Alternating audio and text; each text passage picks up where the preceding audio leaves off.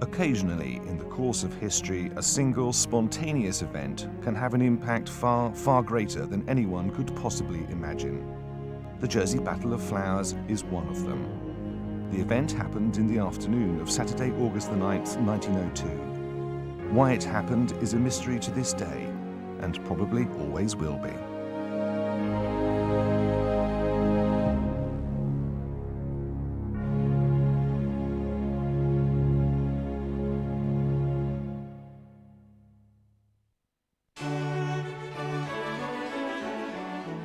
Turn-of-the-century Britain was a time of certainty. Queen Victoria had ruled for 60 glorious years, and the British Empire ruled the world. After her death on January the 22nd, 1901, and a period of national mourning, King Edward VII was crowned. The date, August the 9th, 1902. Jersey planned an elaborate series of events to celebrate this momentous occasion. One was to be a floral parade along, appropriately enough, the Grand Avenue which even now sweeps along the island's southern coast and named after the late Queen. One who entered the parade that day was Dr. Walter Fowler. His donkey-pulled trap was called the nursery cart. Sitting on the donkey is Maudie, who was born in 1900. In the cart is the doctor's wife Clara and their younger daughter Miriam, not yet a year old. This had been a tremendous effort of decoration, and for posterity the family posed outside their home, Adelaide Lodge in Great Union Road. Later in the day they were photographed taking part in the parade, a marvellous picture in which we can witness the event in full flow. Traps and carts festooned with flowers were sedately pulled along the length of the avenue by immaculately turned-out horses with brasses gleaming. For those on parade and watchers alike, best dress was the order of the day. Men in dark suits and straw boaters, long moustaches waxed to perfection. The ladies wore long gowns and enormous bonnets. Some carried parasols to maintain the pure white complexion expected of the upper classes. And the avenue was suitably dressed as well. Floral garlands formed gently swaying arches, and miles of fluttering bunting added a frenzy of colour. At the entrance, a grand arch proclaiming, "Long live the King and Queen." It had been the brainchild of Philippe Baudin, then Constable of St Helier and President of the Fates Committee. He could not have hoped for a more spectacular success. So why had the Fates Committee, under the chairmanship of Constable Baudin, planned such an elaborate series of events? Probably the fact that the war in South Africa was coming to a close. They regard it as being a British victory, the British Empire. You look at a map and half the world is red. And so there's just this general feeling of confidence, and it's good to be British. And that's what they were really celebrating. The end of one era in a way, with the death of the old Queen the year before. And very few people could remember anything other than Queen Victoria. And then suddenly she dies and we've got the new king. It's the beginning of a new age. You know, we've got Marconi passing messages over the Atlantic as if by magic. We've got moving pictures available. You can see a film, you know, pictures move. The first cars are appearing in the island. You know, the speed of travel is really increased. We're in touch with the mainland. You can get the London papers every day because of the excellent links. And it's just really, by the time of the celebration in 1902, it's just a general feeling of it's good to be British. Let's celebrate it. At the time, it was a fairly prosperous time. The island, remember, had to make its own entertainment anyway, and so they were used to having local parish fetes and so on. But they wanted to make one really big effort for their new monarch, and they held Edward in real high esteem. So they went out of their way to make certain that it was a big display. And it was, when you think that 30,000 people turned up on that very first battle day, which wasn't on a Thursday, by the way, it was on a Saturday, August the 9th. So what was Jersey like in 1902? Jersey has a fleet, a merchant fleet at this time of ships coming backwards and forwards from the mainland, trading with France, going to around various parts of the world. We've got very regular links, with daily links with the mainland, with England, 2 or 3 different ports. We've got frequent ferry links with France. It's regarded by the English as a place to come for their holidays. It's a bit foreign, but not quite. It's a very safe destination. So, it's like a lot of Edwardian society. It's very class-ridden. So if you happen to be the working class in Jersey, then yeah, it was a tough place to live, but everywhere was. And if you happen to be members of the middle or the upper classes here, it was a good place. It was cheaper to live in England than England. Your money went further.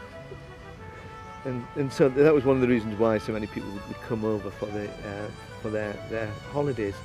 And of course, tourism is on the up. In 1900, 43,000 passengers come to the island.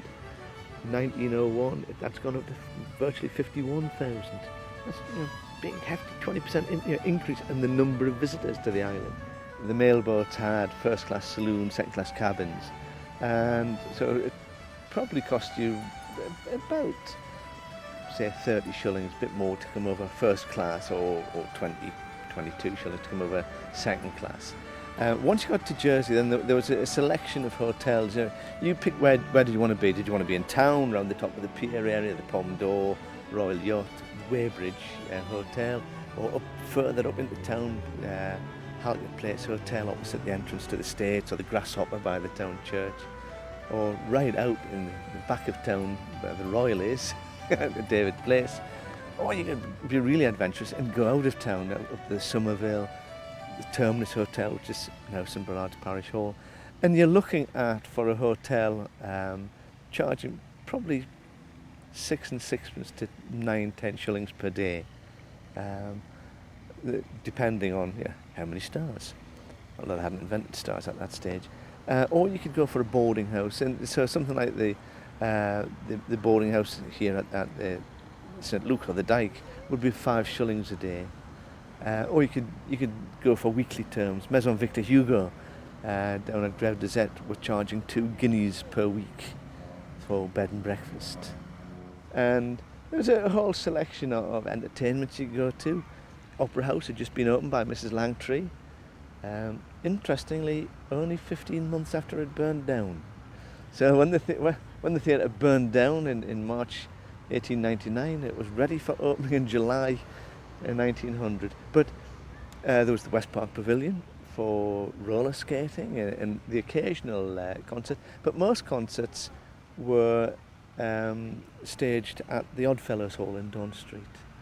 So there was these things that you could pop down and see. And of course, very well sort of served by the newspapers. There's daily English language newspapers for the English tourists, and there's the French language newspapers come up twice a week here. Or you have the London newspapers, but of course they're a penny each. They're twice as expensive as the local newspapers, and the rascals, they charge an extra halfpenny. So it's going to cost you a penny halfpenny for a penny newspaper.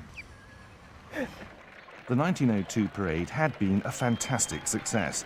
It was deemed worthy enough to be reported in the national newspapers. But one spontaneous moment as the parade drew to a close gave rise to its name, which lives on a century later, the Battle of Flowers. Overall, it was a whole day of different things to do, including, as we know, the actual Battle of Flowers, when spontaneously people just pulled the flowers off some of the displays and threw them at each other. People were so pleased with the experience, and it was actually a fairly normal thing to do. It's finished. What's going to happen? The flowers are going to die. So, if you had a bunch of children, that's what they would do. And so the Battle of Flowers was born. No sooner had the event finished than the Municipal Fates Committee were planning the next. But where had the idea of having a floral parade come from in the first place? We'll probably never know. What we do see in a lot of engravings is whenever there's something to celebrate, there are these arches appear throughout town, and they tend to be decorated with floral garlands. And it's just one of those things that develops. Where the idea of actually having a procession with flowers comes from, I haven't a clue. But then if you look across the water into England, there are these various traditional ceremonies, like well dressing up in Derbyshire, where people walk through the town with great big floral decorations, and the same thing down in the southwest of England, where you get people covered with flowers or with burrs as part of some traditional celebration. So it was the time of year. What can we make it to look colourful? And somebody probably thought, I know, why don't we cover them in flowers? But who it was, I haven't a clue. The idea of having a floral parade, the island at the time was very well known for its flowers, and a lot of the country parishes were used to having displays and so on. But the actual idea, I know that it began with the Constable of St Helier and the Coronation Committee, but where the idea actually came from, I don't know. And it's one of those questions that we probably never will know now. In 1903, the front cover of the Battle of Flowers programme featured Victoria Avenue bereft of any motor-driven vehicles. The quiet scene depicted was to bear no resemblance to the festivities planned. We know that in a lot of those early battles that they made an effort to make certain that the day didn't fizzle out. After the first one, there was a space between perhaps 6 o'clock and 9, 10 o'clock, when there was not much to do other than just to be entertained on the People's Park, before the evening came alive again at 11. But by 1903, 1904, they had processions. For example, they had, when it got dark, 200 lads walking down Westmount, each of them carrying a lighted torch, and they were crisscrossing as they walked down into the avenue itself. They had fireworks. They had the fireworks as well at Westmount, going up into the mount itself, with the backdrop of Westmount behind them. So they did make a real effort to make it an all-day effort. As well as that, they had, of course, all the travelling bands, the bands that came over here because of the militia that were over here at the time. And they would have had entertainment of a night now stretching into all sorts of variety acts, not just the White Coombe Banjo Band, who carried on playing through till about 1907, 1908, but they'd have all sorts of different variety acts on stage and also on the streets.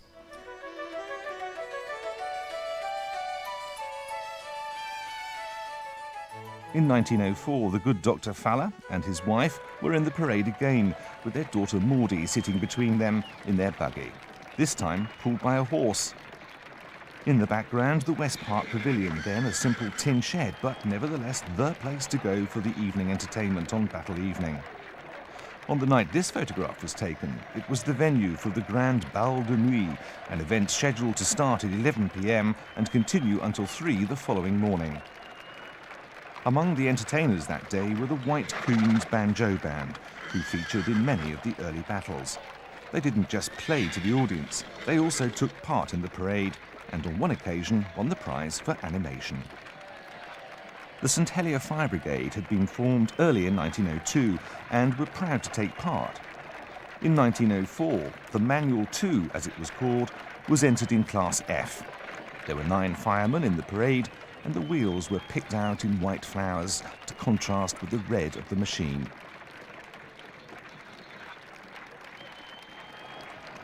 In the early years, hundreds of islanders from all walks of life entered the individual exhibits. Even the island's Lieutenant Governor, Major General Gough, was not amiss to entering a float and winning.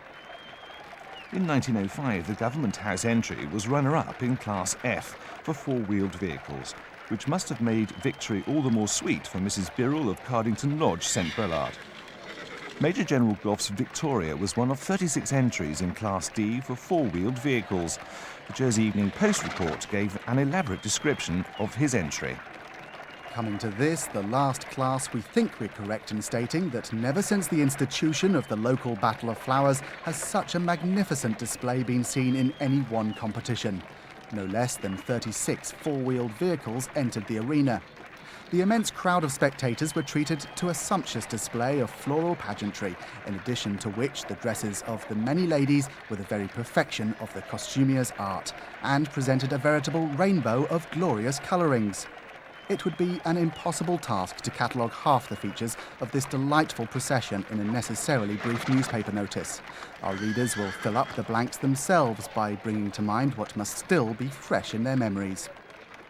Major General Gough's Victoria was most elaborately decked, the general idea being the entente cordiale. Red, white and blue blossoms were noticeable everywhere, and in front of the vehicle was a Union Jack formed of the 3 different coloured hues. Red, white and blue ribbons were also entwined around the wheels, and at the rear of the carriage were the national flags of the 2 great countries, uppermost just at present in everybody's mind. And in 1905, first prize in the children's class was this pierced silver cake basket. It was won by Mrs. Adelaide Pallow of La Beccaterie, St Clement. Her children, Maud and Dennis, had taken part in the parade in an exhibit called The Twin Japs. The Jersey Evening Post report at the time read as follows. The exhibit, which took the Premier Award, was indeed artistically pretty. It was styled the Twin Japs, the decked mail cart being drawn along by a sturdy youngster of some 4 or 5 summers, while a little girl, also in Jap costume and carrying a florally decked Japanese-shaped umbrella, sat amid a profusion of artistically arranged flowers. By 1906, the motor car was beginning to make an impact on island life. For the wealthy few, motorised transport was an option, although the cost of running one was about the same as maintaining a horse and trap. Some in the VIP stand may have had the privilege of owning a car, and in the Battle of Flowers that year, a separate class was created for motor vehicles. There were 5 exhibits, including this one with a woman driver at the wheel. The winner was Mr. Alan LeFloc. Many, of course, went to Victoria Avenue by train, and special excursions were laid on to make sure revellers could get home after midnight. In 1907, Governor Gough was still a regular in the parade, and this year he won the Prix d'Honneur, but some feel he had an unfair advantage. At the time, everybody joined in. The governor joined in not only as a contestant in the Battle of Flowers, but he also joined in throwing the flowers as well. But in 1907, his entry, which was in the 4-wheel category, it won. Now, one of the reasons why I think that it was a bit unfair on Mr. Ebden, who came runner-up for the Prix d'Honneur at the time, was that the Lieutenant Governor, or the Governor at the time, presumably got his footmen to help him. We know that the footmen were actually part of the float. They were dressed up in fine livery, so they were part of the float itself. But Mr. Ebden got his own back the next year when he actually won, and this time the Lieutenant Governor, or the Governor, at the time, he actually presented him. It was General Gough actually presented the prize to him.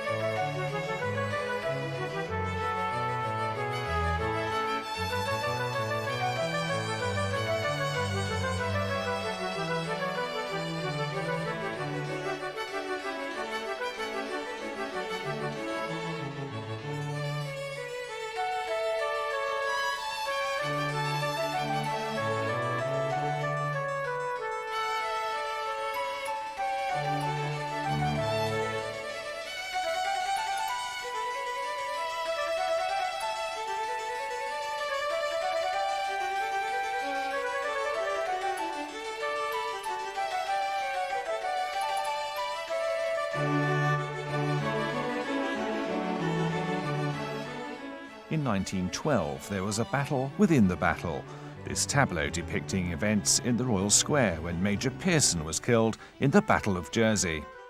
And it was in 1912 that a young René Riv was amongst the audience. Oh, yes, they had ribbons and flowers. They were all decorated. It was really nice for that time. You know, I mean, people were poor in those days. Most people there, they were all poor. But, you know, we used to enjoy it. And Mrs. Riv can recall those early day battles. Well, it was just like a showers, you know. as if you were throwing water, spread all around. Or somebody got hurt once with a flower in her eye. I remember she was crying. The flood went into her eye and she started crying. But otherwise it was just ordinary.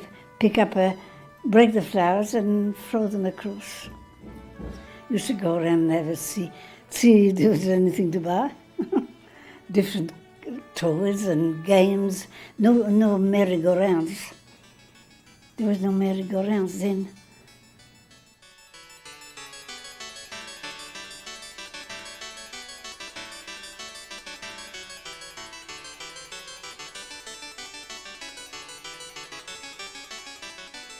The battle prizes were extremely coveted.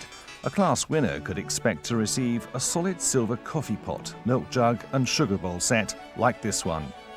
But no one knew that when this prize was handed out, it would be the last for many years. The 1914 battle was due to take place on the 13th of August, but 10 days earlier, England declared war on Germany. The battle was cancelled.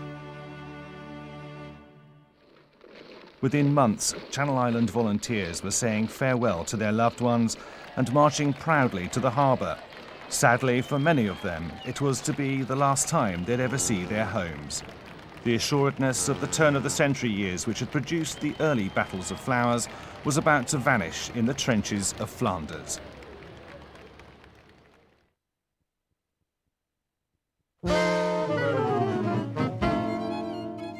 But as the first era of the Battle of Flowers ended, there was to be a remarkable link with the future. The next formal event was to take place 14 years later in 1928. In 1914, the programme covers for the battle had already been printed. They were stored away, just in case. And when the parade was revived, the organisers simply placed a sticker over the date of the programme of the Battle of Flowers that never was. Prudence had provided a link which bridged the terrible years and aftermath of World War I. Meet Miss Florence Bechelet. She's an astonishing link between the early battle parades and the ones which were to follow. When the Chamber of Commerce decided to revive the battle in 1928, Florence was just a young girl. Florence Bechelet didn't realise it then, but she'd become victim of what's been diagnosed as the battle bug. It's highly contagious, and once bitten, you never recover. I was 10 years old when I first saw an exhibit in 1928. I was walking along the road with my grandmother when along came this exhibit that was going to Springfield for the Battle of Flowers. And as it passed by, we looked at it, and it was a big ship. I can still remember, built on a lorry, all made out of hydrangeas, but it looked so beautiful. And I said to her, "Oh, wouldn't I like to be able to do something like that?" But she didn't take any notice of me, and we went on our way. And then the next evening in the local paper, I saw the results and also photographs, and I also noticed there was a fancy dress class. Oh, I thought I could perhaps take part in the fancy dress class next year. I couldn't make a big exhibit, but I could take part in the fancy dress. And after some thought, what could I do? Then one day I had a brainwave. A watering can. We had greenhouses in those days as well, so there were watering cans around. I thought if I could make a watering can and then get inside of it, I'd walk with it and it would be a fancy dress. Well, I managed to get some old two-inch mesh wire netting, mind you. That's all I could find on the farm. I had no money to buy anything. And some battle hoops, because we used to hoop the battles in those days for the potatoes. And what with this wire netting and the hoops, I made this watering can. And when I'd finished it, I showed it to a neighbour who in those days used to put in exhibits at the carnivals we had in the different parishes. And he said to me, "Oh, you've really done that well, but how are you going to take it down there?" "Oh," I said, "I want to cover it with hydrangeas." We had plenty of them, you see. "And I'm going to get inside of it and walk with it, and that'll be my fancy dress." "Oh," he said, "look, let me tell you here and now. Once you've covered it with hydrangeas, you'll never lift it, let alone walk with it. They're heavy, you know." And I was so disappointed, and nobody suggested I put it on wheels, so of course I never went. And the following year was the same. I would have liked to have done something, but nobody had helped me, so I didn't do anything. But by the time I was 15, I thought, well, I must try and do something on wheels. And I was looking through a book and I saw a mental clock and 2 vases. Oh, I thought that'd be nice. And I made this mental clock and the 2 vases. And you'd never believe it, but I built that on the little chassis of a baby's pram. I found this old pram in our loft. And I broke it all down. I just kept the 4 wheels and the chassis. And on that I found some old bits of wood, 8 feet long. I cut them 8 feet long, 3 feet wide. I joined them together with bits across. I found the nails and all that. And on that I built my clock and the 2 vases. And with 2 friends we towed it to Springfield. And lo and behold, I won 3rd prize with that, 50 pence. And of course I didn't have any pocket money in those days. I was 16 by then. I thought, well, if I could do something better, I might get more. And that's how I started. In 1934, 35, 36, I noticed there was a prize for the best exhibit in wildflowers. And there were never many exhibits in that class. I thought, well, I might try one in wildflowers as well. And that was 1937. And I made a weather house, all in heather. And lo and behold, I got the Junior Wildflowers Prize with it. That was my very first one in wildflowers. And I think it was first in the class. And since that day, I've always made my exhibits in wildflowers because I thought it went down so well. And 30 and 39 are again in wildflowers, plus one in hydrangeas. I felt very proud to be having an exhibit in the, amongst the others. I know the others were much bigger than me, most of them, but in my class there was 5 or 6 entries, just the same. And to get a first, second, or third was very good, and I managed that almost every time. Miss Bechelet's great rival was a town florist, Mrs. Davies. She often took the top prize. A youngster who appeared on Mrs. Davies' floats was Maisie Porter, now Maisie Plain. My mother was a great friend of Mrs. Davis, and so that's how we got involved. Mrs. Davis asked my mother if we could take part in the Battle of Flowers. This one, I believe, was taken, well, I know it was taken at the back of the terrace in Grosvenor Street, and it was taken just before going to Springfield to get ready to go on the floats, or in my case, run around the float as Cupid. But Maisie wasn't too happy about her outfit. No, it was a flesh-coloured bathing costume. And I remember not being very happy because I thought everybody would think I had nothing on. And I didn't like that at all. But I did it anyway. I think I was quite excited, except in where I was Cupid. I think I was a bit apprehensive at the time, being like that. But I think everybody was, a bit pensive about things because, they were wondering whether they were going to win, how the exhibits were going to do, yes. And I remember Mrs. Davis walking up and down, her floats and thinking, oh, is that all right? Making sure every flower was absolutely in its place. I do remember that. This one was, my sister and I were the Princess in the Tower. And one of the young ladies was Irene Jabot. The other young lady I can't recall. But I remember they had to pull us around. And I should think it was quite heavy going, pulling us around, my sister and I in the float and 2 young ladies pulling it along because they weren't very big either. This was taken in 1936 and I was the Duchess of Devonshire and the little girl in the front was Eileen Alley and she was a cousin of the Davises and the young lady on the front was Eileen Patch. And the other, that was a boy on that side, and I believe it was the Davises' son. It was, and years later he was to contact Miss Bechelet at her museum in St. Juan. She remembered his mother well. I remember her floats because I was in the same class as her, and you could never beat her while she was there. She was there from 29 to 37, I believe. But she used to make beautiful exhibits, that woman. And she always used to get first prize when she made an exhibit. And funnily enough, I met her son and daughter-in-law a few weeks ago now, only a few weeks. And he said he'd send me the photographs of some of the exhibits, and he sent me 5. And they were really good exhibits. They could easily be shown today. Miss Bachelet is still exhibiting an astonishing 74 years after first catching the battle bug. I started as a hobby, and as time went on, I improved and improved, and I was doing so well, and people enjoyed my exhibits. And I thought, well, I must well carry on. And I've done it now. This will be my 63rd exhibit that I'm making for this year. Previously, there had been some attempts to revive the battle as part of the week-long First Tower Fete, but it never really got off the ground. After the First World War, I think people were shell-shocked by what had happened.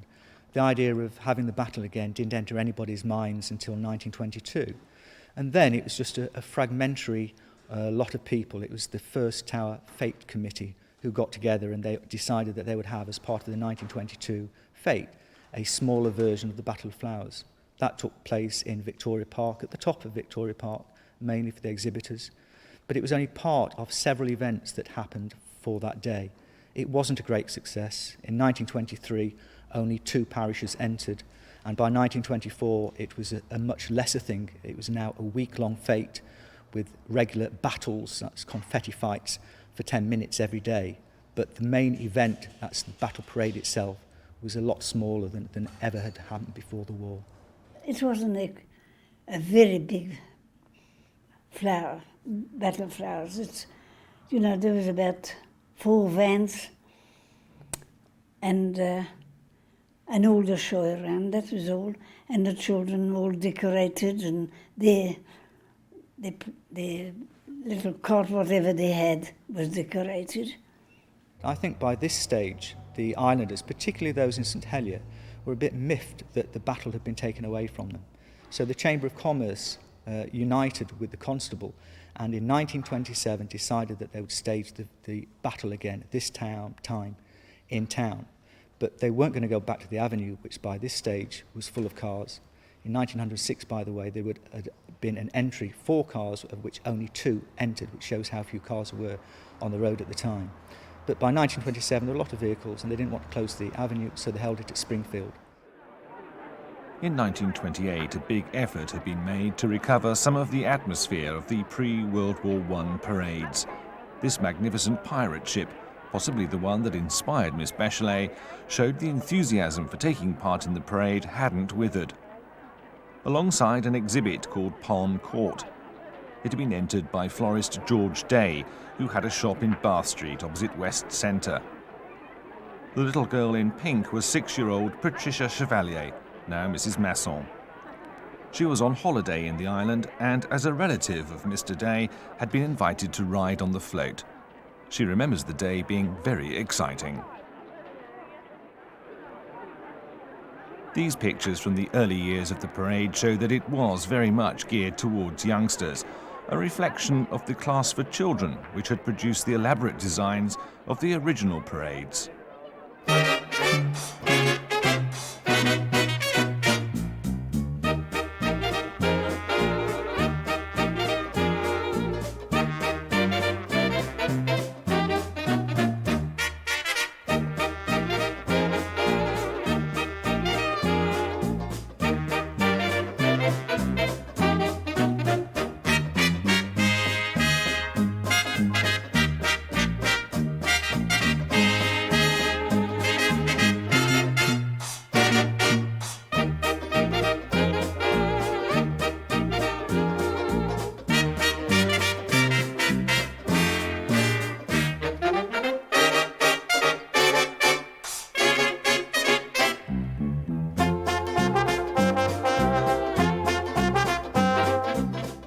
In 1931, a young Doreen Horman and her sister Zena were dressed as Breton girls. They posed for this snapshot as they waited to enter the parade outside the walls of Springfield Stadium. 4 years later, their entry was reminiscent of the early parades. Doreen was the carriage driver, holding the reins to Titch, their pet Shetland pony. Doreen's sister Zena was the groom, and her brother Sidney was the somewhat reluctant bride. He wanted to be the coach driver, you see. But I said, no, my dad promised me I could be. He was all right in the end, but he wasn't too happy to start with. You see, he knew he was going to be the bride, but he didn't know he was going to be dressed as a girl. It meant nothing to him, you're going to be the bride. It's only when, a couple of days before fitting on the dress and that he said, I'm not wearing that. My mum didn't like hydrangeas, so my dad asked the farmer if he'd grow some flowers, and I think it was dahlias and chrysanthemums. And we all helped to decorate the float, the evening before. That was very exciting for us as children. It was even very exciting to be in the battle, because children in those days didn't do as much as they do today. So, I remember being very excited. And especially going back to the fun fair in the evening. That was a big event for us. And staying up late for the fireworks as well. We thought that was lovely. The entry had won a prize, a wooden biscuit barrel, which today is still in use. And this silver fruit bowl was awarded to the O'Brien family in 1938 for their prize-winning entry, Hatched and Matched. One of those just hatched was Mary O'Brien, now Mrs. Moron. My father put the floats into the Battle of Flowers, and naturally I went onto the float. He had a furniture shop, but I think he just liked doing this sort of thing. It was probably a family thing, and they all enjoyed it very much, so they decided to put a float in themselves. Apparently my father had a lorry which he used to remove the cab from the front and then sort of adjust it so that he could drive the vehicle. I think that's as more or less as it is today, I think. They do the same sort of thing. And then the floats were covered with chicken wire, which they were just after the war as well. And we used to thread the flowers through the chicken wire. In another year, Doreen was among the cast of Lady in the Lake, another float built by her father. It was all very exciting and a lot of noise. I think a lot of noise because it was more compact than it is today. But it was all very exciting. Today, Doreen is still hooked on the battle. Oh, well, I will be going down to the Clements this year, and my daughter and my granddaughter, because the Battle of Flowers gets into your blood somehow or other, and you can't keep away from it. So we'll be there.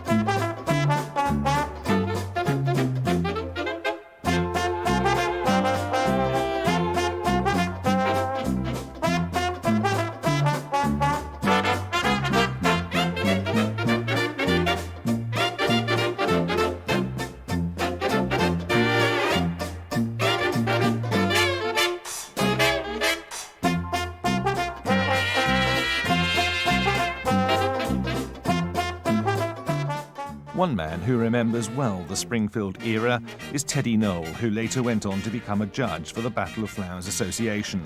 It was a very exciting day, even as it is today, but the floats were mainly hydrangeas, and anybody who had hydrangea bushes would guard them very closely the night before the Battle of Flowers, because the floats were done overnight. They had to be, and hydrangeas don't last. But the floats were magnificent for that era. It was, and great excitement, and most of them had to wend their way up Bath Street and turn towards the Robin Hood, down to Springfield, so the public could line the streets and see the floats, plus costumes. They were already dressed for the arena as they passed. That's what was great. Very exciting afternoon it was for the public return.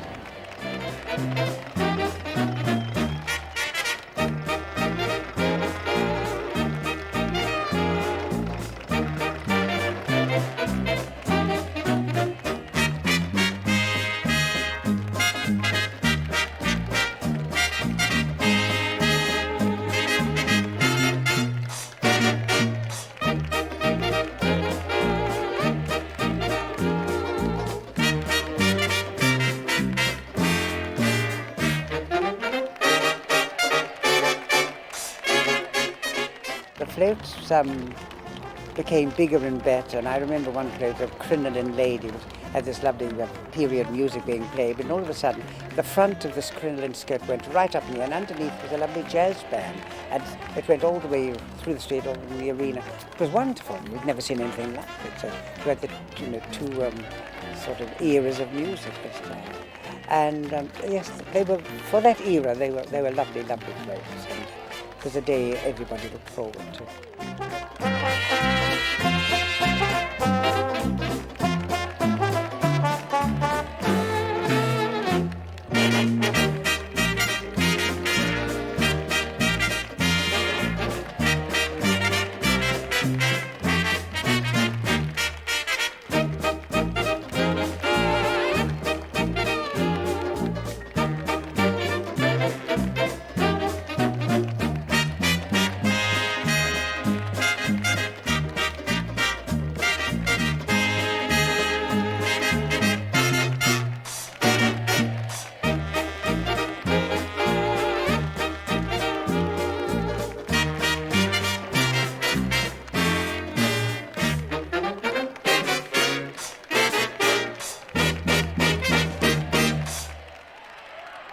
And another aspect of the original parades was back with a vengeance. Within minutes of the parade finishing, floats were reduced to mere carcasses. Months of planning and building were brought to a rude end as thousands joined in the Battle of Flowers. They had to go around the arena very slowly, so everybody had a great, great view of them, and you could afford to sit in the grandstand, well and good. But the open stands were fine, and then you had a standing area which was wonderful, and so everybody had a chance to see them. But the battle used to get very rough indeed. They were torn apart. They left the arena with hardly a bloom on the frame. Now you just remember we're 50 years, talking about 60 years ago, and it was a much more genteel way of living. And, the teenagers now behave quite differently to the teenagers of then. They were more genteel. They would pull the flowers off, but there was no slashing and banging of flowers, as it became after the war. It wouldn't appear ladylike for the girls to be doing this, and the boys, well, most of them tried to be young gentlemen. But the whole thing has changed now, and I wouldn't like to see that battle come back. I like it as it is now. I really do. 10 years after its revival, the Battle of Flowers had developed into a superb, fun-filled carnival. Fierce competition had driven float design to new heights. But in August 1939, the Battle of Flowers had something of a split personality. Many of the floats depicted happy, carefree scenes. One was full of hope, Neville Chamberlain waving his famous letter, "Peace in our time." But others were more pragmatic. These float builders were ready for war. They were right. Exactly 1 month later, Great Britain declared war on Germany. Yet again, the Battle of Flowers was to come to an abrupt end. German troops began an occupation of the Channel Islands the following June. Many battle paraders, like Maisie Porter, were rounded up and sent to internment camps in Germany. For Maisie, the annual joy of dressing up and parading around Springfield had gone forever. The cherub who had delighted audiences was to spend many years of her youth behind barbed wire, a prisoner of Hitler.